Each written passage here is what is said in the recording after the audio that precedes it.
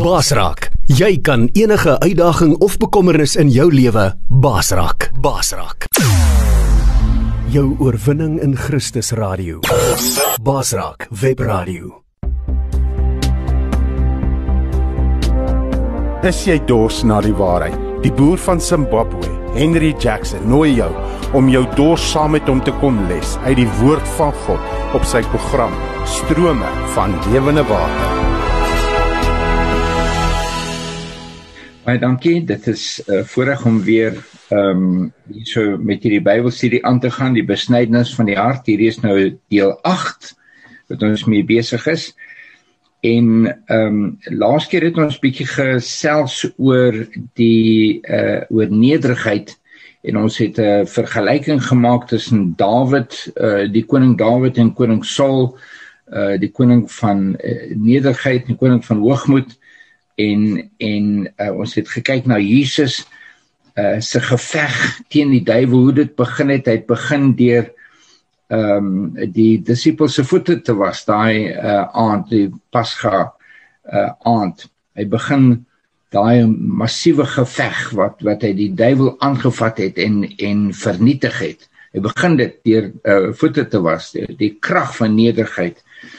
Nou, ek het so gedink oor hierdie ding en ek het gevoel, jy weet, nederigheid, die lering van nederigheid, dis nie iets wat jy een keer daaroor praat nie, en dan sê, wel, ek het nou al daai topic nou al gedoen, ons gaan nou aangaan met ietsie anders.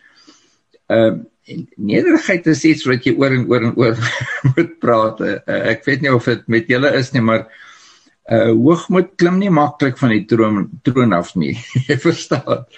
Hoogmoed klim nie maklik van die troon af nie. So ek wil weer praat oor nederigheid. Ek wil dit van 'n ander kant af kyk, en miskien ek weet nie, miskien lei die Here ons om nog weer en weer daaroor te praat, dat mense dit van alle aspekte kyk, want nederigheid is nie iets wat jy net een keer hoor en jy sit dit in jou sak nie. Ek het dit nou kan ek aangaan nie. Nederigheid, die besnydenis van die hart, waar al die hoogmoed en dinge afgesny word, is iets wat gevang moet word, gedoen moet word, daai van die troon afklim en die karakter van Jesus aanneem, en kan ek sê, in dit ingroei. Ons het daar begin, en ek wil vandag bietjie gesels oor die doop, en ons lees hierso in Kolossense hoofstuk 2 vers 9. Hy sê hierso, want in hom woon alle volheid van die Godheid liggaamlik. Nee? En dan sê dit in vers 10, en julle het die volheid in hom, wat die hoof is van alle owerheid en mag. Hy is die hoof van alle owerheid en mag. En vriende, julle het al baie gehoor die lering van wie ons is in hom. Nou, ek dink daai lering, dis baie goed, en daar's baie te sê daaroor. Maar ek dink dit word te ver geneem en dat ons baie praat van wie ons is. En hom is iewers daar agter, maar wie ons is, jy weet. So hy begin hierso met die volheid van God woon in Jesus, en dan kom daai volheid in ons. Maar dan moet ons kyk na vers 11. Dit sê, in wie julle ook besny is, met 'n besnydenis wat nie met hande verrig word nie, deur die liggaam van die sodanige vlees af te lê in die besnydenis van Christus. So die besnydenis, hy praat al van wie ons is in hom, al die volheid, dan die volgende versie sê dit, dan moet 'n besnydenis gebeur. En daai sondige lewe moet afgesny word. Nie mooi afgehaal word nie, hy word afgesny. Daar's 'n snyproses, en dis 'n seerproses, dis 'n moeilike proses. Dan die volgende versie, vers 12, dis Kolossense 2 vers 12, sê dit, omdat julle saam met hom begrawe is in die doop. waarin julle ook saam opgewek is deur die geloof. So daar's 'n begrawe in die doop. So hy vergelyk die besnydenis met die doop. Daar's 'n korrelasie daarso, en jy sien dit weer en weer in die skrif, die korrelasie tussen die besnydenis en die doop. Wat is die doop? Ons sal 'n bietjie later kyk na ander aspekte van die doop, maar wat is die doop? Die doop is 'n sterfte. Die doop is waar ek sterf vir my ou lewe. Ek kan nie praat van wie ek is in hom, as ek nog nie gesterf het nie. Want terwyl daar nog ietsie van my oor is, dan maak ek sy krag en sy werking van die gees tot niet in my lewe, want dis nog 'n bietjie van my wat daar oor is. Ons is saam met hom gedoop. Nou sien ons 'n ander ding wat ek nou gisterand skielik besef het, ons praat nou van die doop. Jesus begin sy bediening met die doop. En jy onthou toe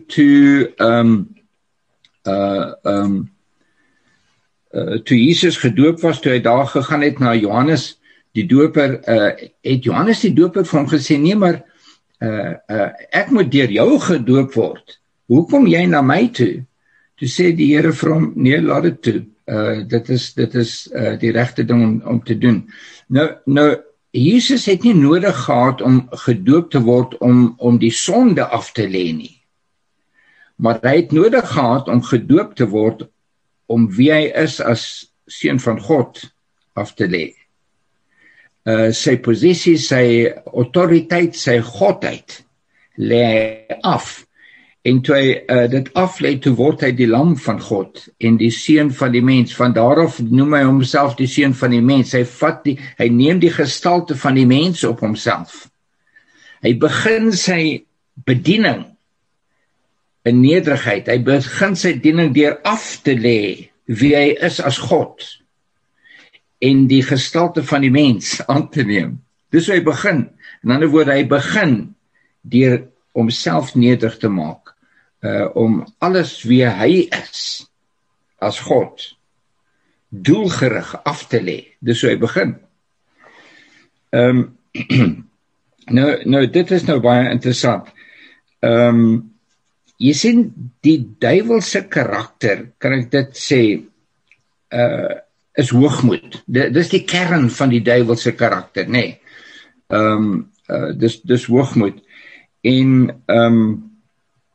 sy versoekings, as hy ons versoek, gewoonlik is die kern van daai versoeking, daar's miskien allerhande goeders daarby, maar die kern daarvan is hoogmoed, is wie ek is. Hy wil hê ek moet myself verhoog, ek wil dit hê, as dit versoeking is om te steel of seksuele dinge, wat ook al is, alles bevredigend vir my. Ek is die kern van daai. Hy wil hê ek moet hoogmoedig wees soos hy, want die duiwelse karakter, die kern van duiwelse karakter is hoogmoed. En so, om af te klim van daai troon van hoogmoed, is die begin van ons bediening, die begin van waar ons moet wees in Jesus se karakter. Jy kan nie Jesus se karakter aanneem, terwyl jy nog deel van die duiwelse karakter mee speel nie, of daar so het nie. Jy weet, mense sê, ek het al dit self gesê, en ek het al baie keer gehoor dat mense sê, daai man, as die Here daai man kan red, kan hy daarom hom baie gebruik in die koninkryk, want hy is 'n goeie man. Verstaan? In 'n ander woord, hy is al klaar, so 'n goeie man, die Here moet net 'n bietjie ekstra daarso bysit, dan kan hy hom baie gebruik.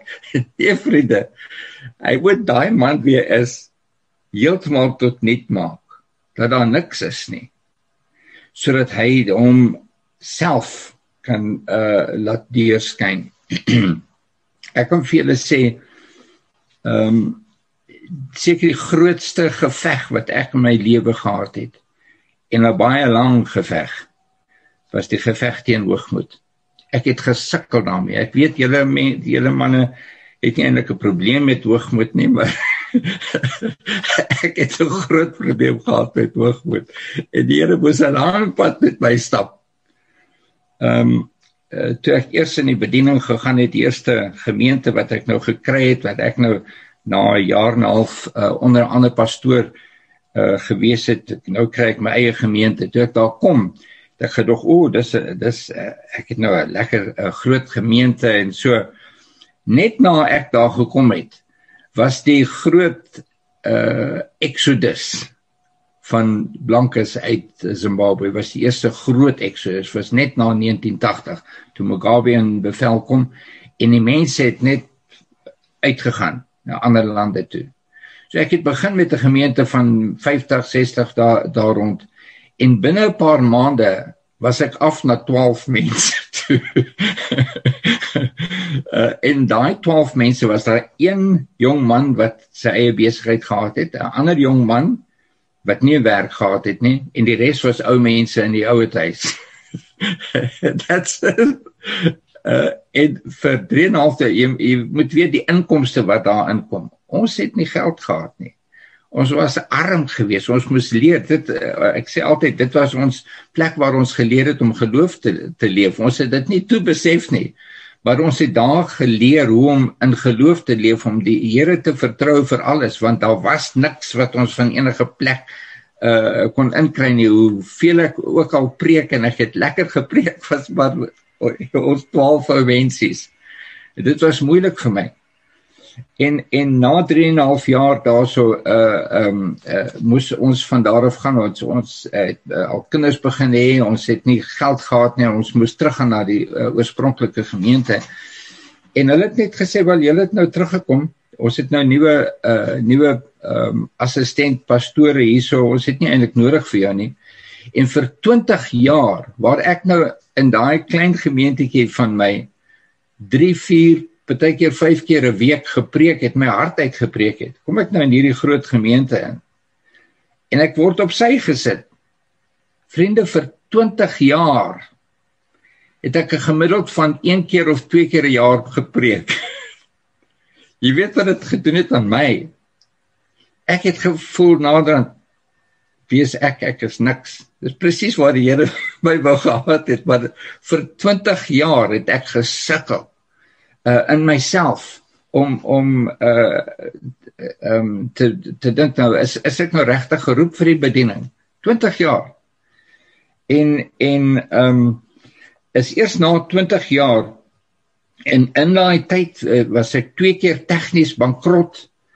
Ek het deur 'n geweldige moeilike tyd gehad. My besigheid, toe roep die Here vir my om 'n plaas te koop. Ek het 'n plaas gekoop en daar amper bankrot gegaan. En dit was 'n baie moeilike tyd. En toe natuurlik, toe ek gevra om by die NG Kerk te gaan bedien. Ek het dit geniet. Skielik het ek 'n gemeente gehad. Maar die Here het alreeds vir my tamelik afgebreek. En eers na, jy weet, 2012, praat die Here met my oor die besnydenis van die hart, en begin ek hierdie dinge te verstaan. En toe vra die Here vir my, is jy gewillig om jou plaas en alles wat jy het te gee? Hy moes my stroop van absoluut alles, wie ek ooit gedink het ek is, laat ek hier in Suid-Afrika kom met 'n tassie klere, ek en my vrou tassie, basies dit was 30 jaar, 20 jaar wat ek amper nooit gepreek het nie, nog 10 jaar van moeilike tyd, 30 jaar wat tot die Here vir my uiteindelik gesê het, is jy gewillig om alles te gee. En hy moes my 3 keer vra voordat ek gesê het, is okay Here, jy kan alles neem. En nou kom ek by 'n vers hier so wat baie interessant is. 1 Timoteus hoofstuk 4 vers 1. En ons praat van die doop, nee. Die doop waar alles afgesny word, die doop waar ons sterf, die doop waar selfs Jesus sy wie hy was as God afgelê het en sy bediening begin het met as die seun van mens.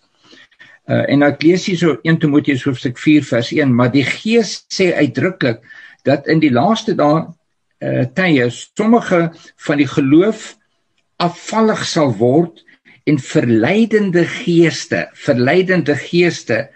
en leringe van duiwels sal aanhang. Doctrines of Demons, sê die Engels. Nou, as ek dink aan daai Doctrines of Demons, jy weet as die duiwel iewers inkom, moet jy weet, daar sekere dinge wat altyd daar gaan inkom. Een is hoogmoed, en dan is dit leuns, want hy is die vader van leuns. Dan is dit, omdat dit leuns is dit vals hoop wat gegee word. Hy wil vir jou sê dat jy iets beter is as wat jy regtig sê is. En hy sal die skrif gebruik, maar 'n verdraaide skrif elke keer. En 'n lering wat nie gebaseer is op die soliede skrif nie, maar op assumptions, waar ek verneem, miskien was dit. En een van daai leringe, en ek gaan nou tamelik hard wees, en ek vra om verskoning as dit jou regtig gooi, maar ek gaan dit sê soos dit is. Ek glo een van daai leringe is die klein doop, waar kinders gedoop word. Hoekom sê ek dit? Wel, eerstens, daar's geen skrif, daar's geen voorbeeld in die skrif waar iemand klein gedoop is nie. Die tweedens is die hele ding van die doop, waar dit 'n bekering is, 'n wegkeer van die lewe van sonde, ek sterf vir my ou lewe, kan nie gebeur met 'n pasgebore kind nie, jy verstaan. Die hele kern van die doop is daarmee heen, dis weggehaal daarmee. Die derde ding is, dit gee vals hoop. Dit sê vir 'n persoon, jy was gedoop as 'n kind, jy's gered. Jy kan lewe soos wat jy wil, jy's okay, jy gaan hemel toe. Jy verstaan, dis 'n leuen, dit is 'n vals hoop. En daar's so baie mense wat vasgevang is, hulle is so in hierdie ding, en ek is gedoop as 'n kind, ek is okay, en jy vind daai mense vind dit baie moeilik om by die Here te kom, totdat hulle afsterf vir daai ding, en sê ek gaan nou sterf vir my ou lewe. Die begin van 'n nuwe lewe in Christus begin altyd met repentance, met bekering, waar ek draai van my ou lewe, sien waar ek daai hoogmoed, daai ou lewe aflê, en begin as 'n niks, sodat die Here my ook kan opwek. Daai klein doop sny alles daai af en sê vir jou, jy's okay, jy was gedoop as 'n kind, jy kan lewe soos wat jy wil. Sien, dis hoekom ek sê is 'n valse, is 'n doctrine of demons. En ons moet daai aflê en sê, ek wil terugkeer na God se manier van doop, en dit is die besnydings van die hart, waar ek die wêreldse wee kan aflê. Nou, kom ons gaan hierso na 'n interessante skrif, 2 Korintiërs hoofstuk 4. En vriende, hierdie raak my, is regtig pragtig. Dit 2 Korintiërs 4 vers 5. Paulus skryf hierso, hy sê, want ons verkondig nie onsself nie, maar Christus Jesus as Here, en onsself as julle diensknegte. Hierdie is die apostel. Jy verstaan nie, vandag se dae in kerke, waar ook oral oor die wêreld, die titels is verskriklik belangrik. Ek is 'n apostel, ek is 'n profeet, ek is 'n pastoor, jy weet. Ek was een keer by 'n mannegroep daar, naby Pretoria, en ek sal nie presies die plek sê nie, maar was ek gevra om 'n toespraak te hou oor Bybelse beginsels vir besigheid. En ek kom, daar's 'n hele klomp manne, en ek sit sommer so aan tafel, hulle het sulke tafels, ek weet nie, koffie of so, het hulle bedien daar so, voordat ek nou begin praat het, en ek sit daar so, en 'n hele klomp manne sit om my, en ons praat nou lekker. En toe op 'n gegeewe oomblik kom 'n man in. Hy sê, julle manne moet asseblief pad gee, hierso gaan sit daar so agter, daar so iewers, julle moet asseblief pad gee, want die pastoor kom in. Jy verstaan? En eers word die pad nou voorberei, En al die manne is uit die pad uitgehaal wat naby my gesit het. En toe kom die pastoor in, kan ek sê in Engels, in all his glory. Met iemand wat hom inlei, hy en sy vrou en die ringe en die goud bangles en so aan hang van die vrou af en hulle kom sit nou daar so en ek tog, dit is tamelik 'n entrance wat hy gemaak het en almal, jy weet, die belangrike persoon kom daar in. Ek begin toe te bedien en een van die dinge wat ek daaroor praat, want ek weet mense sukkel met skuld. En ek sê vir die manne, vriende, skuld is nie 'n goddelike ding nie. Skuld is ek wil myself beter maak, ek wil dit en dit en dit doen, en ek gaan leen geld van die bank of ek gaan leen geld van 'n plek. Dis nie volgens die skrif nie. En toe maak ek hierdie stelling. En ek sê, as jy geld skuld aan die bank, nee, en jy moet daai geld maandeliks afbetaal, en jy kom die einde van die maand, maar plaas daarvan dat jy die geld aan die bank betaal jy dit as 'n 10de aan die kerk. En ek sê daarso, jy kan gedagvaar word, want daai geld is nie joune nie, dis die bank se. Jy het nie die reg om die bank se geld aan die kerk te gee. Jy het nie jou eie geld, maar jy kan nie die bank se geld neem nie. En toe ek klaar is, daai pastoor, veral sy vrou, was woedend. Sy leun so oor, sy sit haar vingers so in my gesig, sy sê, ons leer ons mense om hulle self uit die skuld uit te gee. En jy kan sien, sy het al baie van die mense wat skuld gehad het op aan haar arms en aan haar vingers en so. En vriende, wat ek daar so wil sê is, die titels en die posisie. Vriende, Jesus het sy titel en sy posisie, sy titel van Seun van God, het hy afgelê. Jesus het dit gedoen. Sy posisie as God het hy afgelê en het die seun van die mens geword. As hy dit afgelê het, wie is ons om titels, ek weet hy dit praat van apostels en profete en so aan, maar dit is bedieninge waartoe hy ons geroep het. Dit is nie 'n titel nie. Laat ons onsself hoogmoedig moet maak. So hier begin Paulus te praat, hy sê, want ons verkondig nie onsself nie. Ons kom nie hier om vir mense te sê hoe goed ons is nie. Ons verkondig Jesus Christus as Here en onsself as julle diensknegte. Dis wie ons is hier om te dien. We are here to serve. Dan vers 6 sê dit, want God wat gesê het, dat daar uit duisternis lig moet skyn, dit is hy wat in ons harte geskyn het, om die verligting te bring van die kennis van die heerlikheid van God in die aangesig van Jesus Christus. Kom ons kyk net na daai versie. God wat gesê het dat daar uit duisternis lig moet skyn. Nou kom ons kyk na lig en duisternis. Duisternis is nie die teenoorgestelde van lig nie. Lig het nie 'n teenoorgestelde nie. Lig kan jy meet. Dis baie lig, jy meet dit in lumens, so baie lig, helder lig, wit lig of flou liggie of wat ook al, jy kan lig meet. Jy kan nie duisternis meet nie. Jy kan nie donker wees en dan meer donker wees nie. Jy verstaan.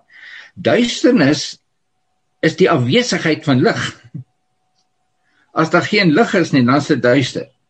Maar jy kan nie duisternis meet nie. Duisternis is nie die teenoorgestelde van lig nie. En die ding is, God kom in die duisternis wat hier is in my, waar daar niks is nie. En hy laat sy lig skyn, sodat al die heerlikheid na hom toe kan gaan. Wat ek begin as 'n niks nie, ek begin as duisternis. Hy het die hele aarde uit duisternis, waar daar niks is nie, het hy dit geskape. En wanneer hy met ons werk, bring hy ons by 'n posisie waar ons niks is nie. Dis hoekom ons gedoop word. Dis nie net 'n ritueel wat vir my hemel toe bring nie. Dis 'n realiteit waar ek sterf my ou lewe, waar ek niks word nie. sodat God my kan gebruik, hy kan my oplig uit daai niks uit nie. Nou die volgende versie sê, maar ons het hierdie skat in erdekruike, sodat die voortreffelikheid van die krag van God mag wees, en nie uit ons uit nie. Die Engels sê dit, we have this treasure in earthen vessels, so that the surpassing greatness of the power may be of God and not of ourselves. Nee? Surpassing greatness of the power, die voortreffelikheid van die krag van God mag wees. So, hy kom in hierdie erdekruik. Wat is 'n erdekruik? Is 'n kleipot. Jy het vroeër gepraat van die kleipot, Freek. Dis 'n kleipot, is 'n niks nie. Dan kom hy na hierdie niks wat my kleipot is. En hy sit 'n skat daar binne, sy Heilige Gees. Sodat uit my niksheid die Gees van God kan vloei. Laat mense weet, hierdie is nie Hendrik nie. Dis God wat hier praat. Henry is maar net 'n erdekruik, niks nie, wat die skat ronddra.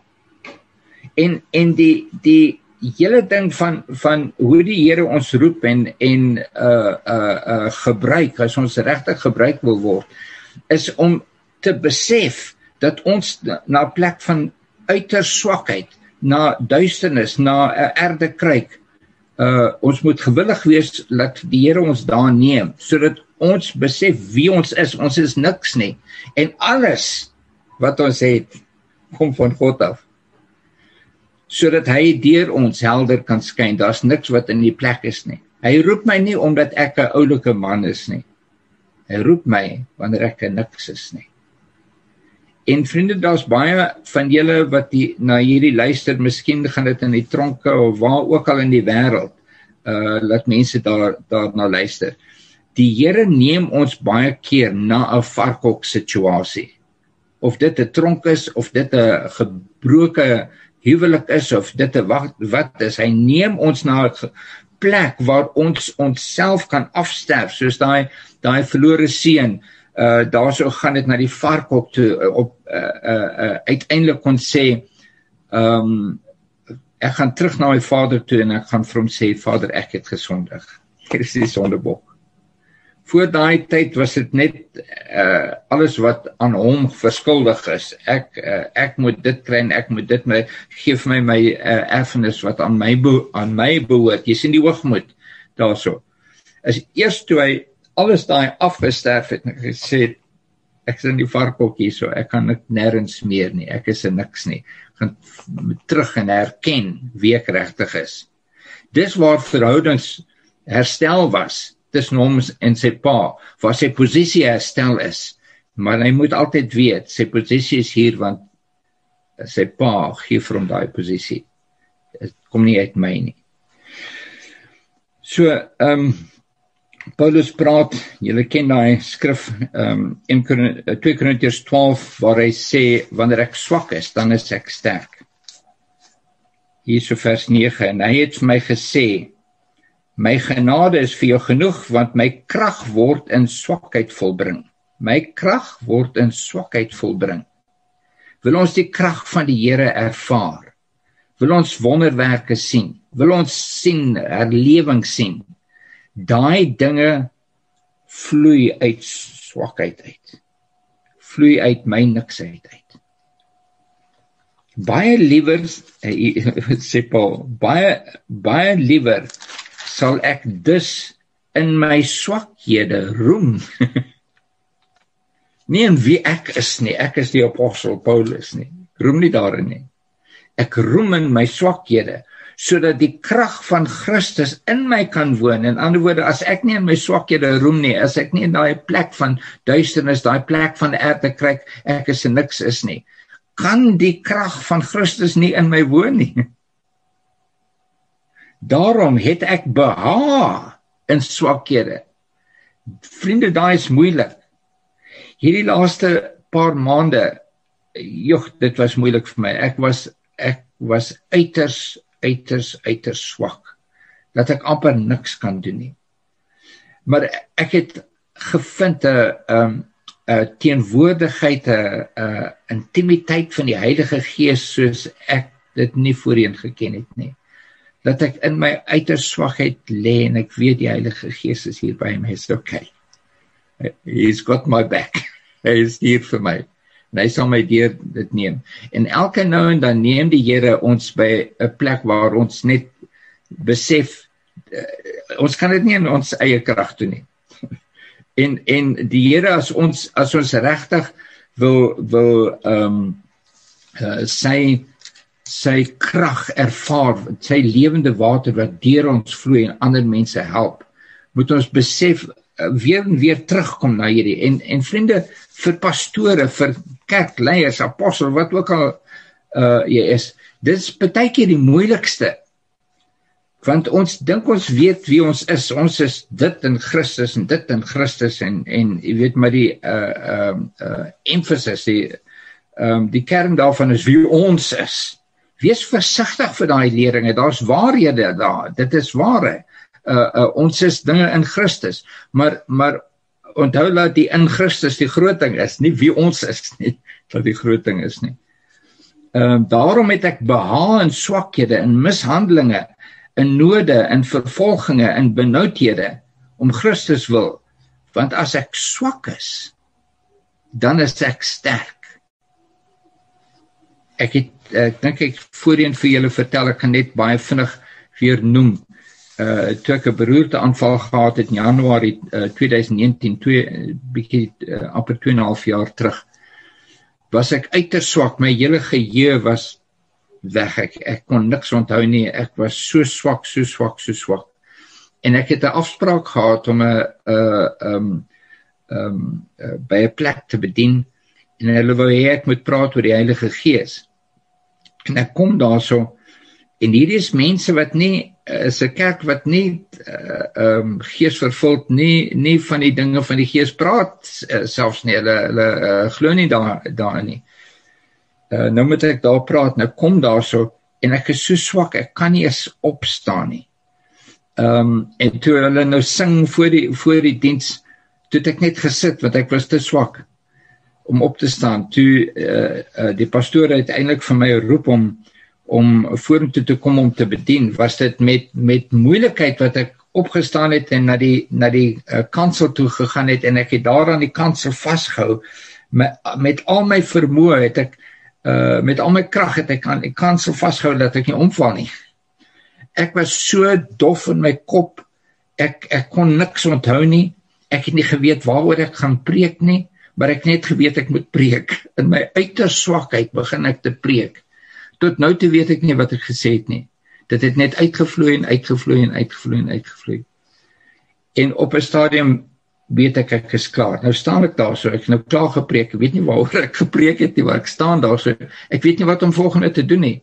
Ek is so dof, ek kan nie eens dink, moet ek die pastoor kry om af te sluit, wat om te doen, ek staan daar so, en daar's hierdie, wat hulle noem, awkward silence, 'n stilte oor die hele gemeente. En na 'n paar oomblikke, so staan 'n man agterop, hy sê, kan ek ietsie sê? Ek sê, ja, sê maar. Hy sê, ek wil net vir jou sê, van die oomblik wat jy begin preek het daar so salwing oor daai preek gekom, en so salwing oor my, die Heilige Gees het my duidelik laat weet, ek moet gevul wees met die Heilige Gees. En hy sit. En 'n vrou staan op, en sy sê dieselfde dinge. Die Heilige Gees het my oortuig, ek moet gevul wees met die Heilige Gees. En sy sit, en nog een, seker so 7 of 8 mense staan op, en praat van hierdie salwing gekom het, wat nie uit my was nie. Dit was buitengewoon. En toe hulle klaar is, toe sê ek wel, as enige van julle gevul wil wees met die Heilige Gees, kom vorentoe. Nou sê ek dit wetend, ek is te swak om daar af te gaan vir die mense te bid. Verstaan, as daar selfs een persoon is, ek is te swak. Ek hou styf vas aan die kansel dat ek nie omval nie. Vriende, amper daai hele kerk storm vorentoe, soos hulle storm vorentoe, hulle hardloop vorentoe, en hulle is hier so, die hele voorkant is net vol van die mense. Die pastoor se vrou hardloop na my toe, kom staan hier so langs my, En my vrou Mandy sien, ek is in die moeilikheid, weet, sy kom vandag om my te kom help. En die vrou sê vir my, bid asseblief vir my hele lewe lank verlang ek om in tale te kan praat. Ek verlang om gevul te wees met die Heilige Gees. Nou staan ek hier in my uiterste swakheid. Ek weet nie wat om te doen nie. Ek sê vir die mense, ek moet om verskoning vra, maar ek is te swak om vir julle te kom bid. Kan ek julle vra om vir mekaar te bid? En dan sal ek hier vir die pastoor se vrou bid. En ek draai om na haar toe, ek sit my hand op haar skouer en ek sê, Here, U sien die verlange in hierdie vrou se hart, vul haar met die Gees. Onmiddellik begin sy in tale te praat en jy weet, sy jubel en juig en voor my, toe ek nou weer voorkyk, sien ek 'n soewereine uitstorting van die Heilige Gees soos ek nog nooit in my lewe gesien het nie. Waar mense gevul is, hulle praat in tale, hulle bid vir mekaar, is 'n gejubel en gejuig, is net 'n heilige chaos wat hier voor my gebeur.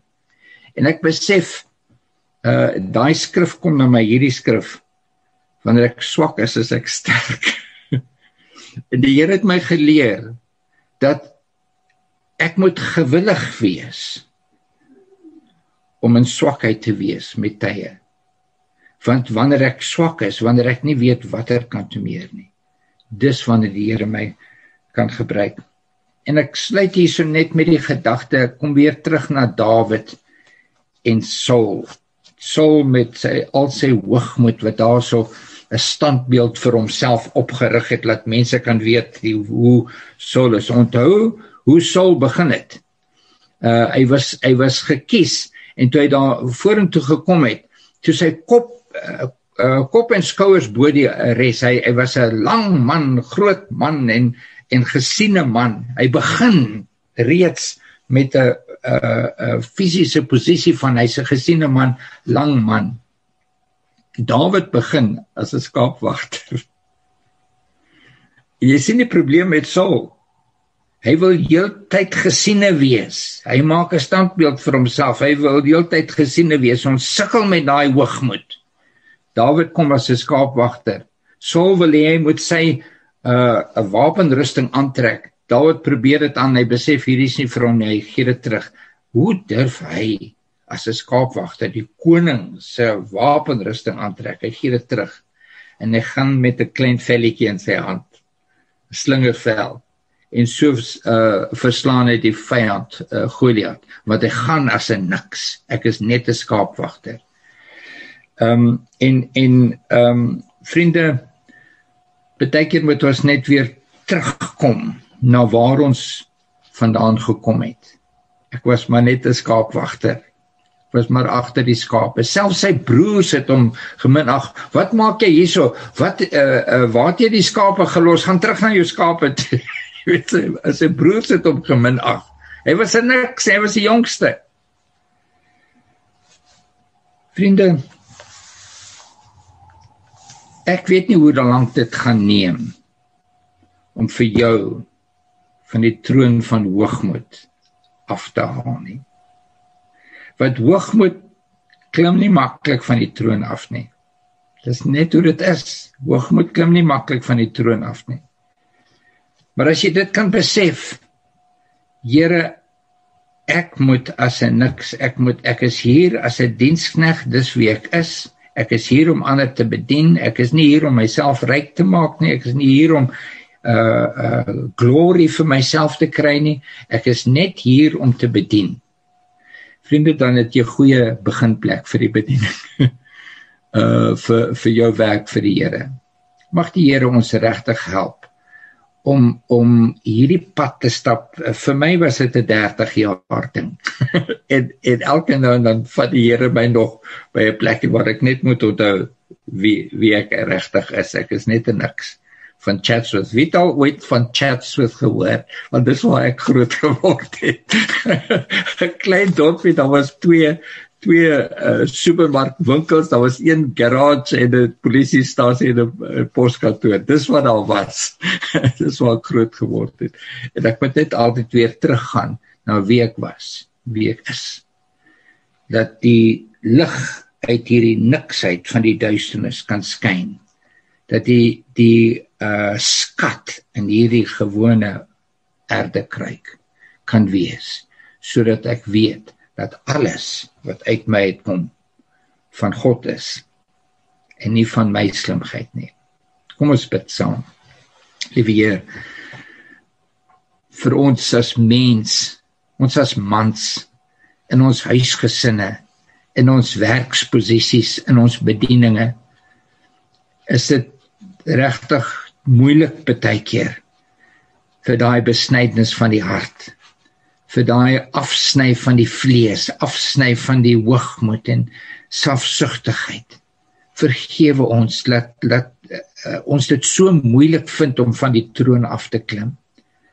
Ek vra Here dat U ons sal help om nederig te wees voor ons vrouens, voor ons kinders, dat ons daar sal oefen, hoe om die diensknegt te wees, hoe om die leierskap te neem deur voete te was.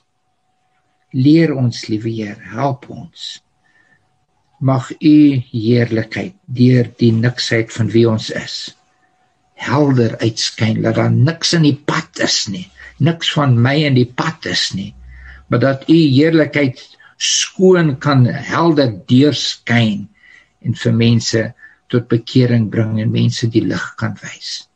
Ek vra dit om U naam se ontwil. Amen.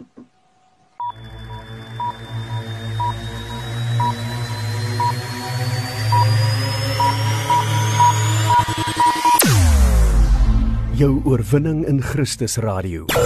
Basraak Webradio.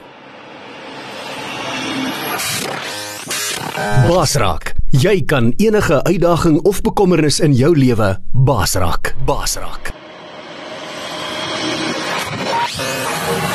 Basraak Webradio op www.basraak.tv